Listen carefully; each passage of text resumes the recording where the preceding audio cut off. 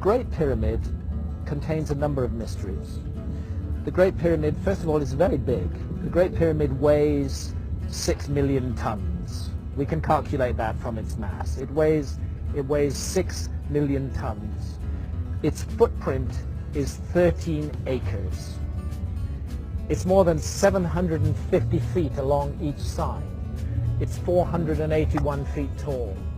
More than 2.5 million individual blocks of stone were used in its construction.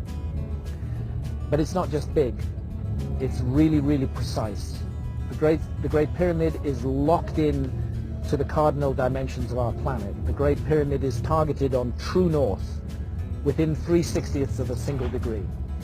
Now, no modern builder would create a large building and add onto his or her shoulders the additional burden of aligning it to true north within a fraction of a single degree. They just wouldn't get it. They wouldn't understand why it was important to do that. But something drove the builders of the Great Pyramid to go to a very great additional trouble, not only to create this massive, imposing monument, but also to lock it on to true north. And then other things, to incorporate into its dimensions the dimensions of our planet.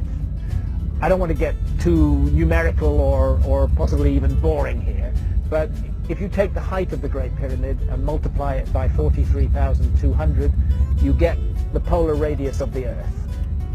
And if you measure the base perimeter of the Great Pyramid accurately and multiply that measurement by 43,200, you get the equatorial circumference of the Earth.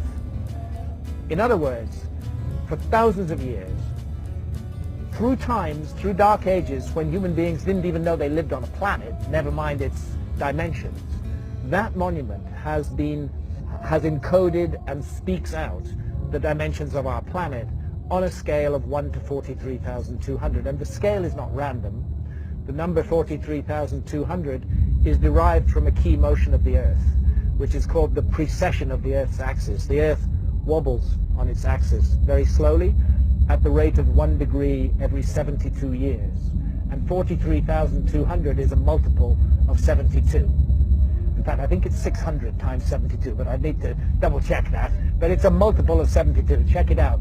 So they've given us the dimensions of our planet on a scale defined by the planet itself. And that's an incredibly clever thing to do. How on earth did they do it? Where did that knowledge come from? This is why I'm forced to consider the possibility of a lost civilization in the human story. This is a work of almost, but not quite, space-age precision. It contains errors, but they are human errors for sure, but they're very tiny. The great precision, great skill, great craft. Some people will say to you, oh, the Great Pyramid was built by slaves. That is utter bullshit. No slaves were ever involved in the construction of the Great Pyramid. As far as I know, there were no slaves in Old Kingdom Egypt whatsoever.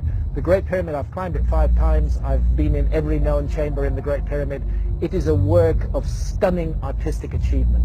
You're looking at the work of masters of architecture at the peak of their skill.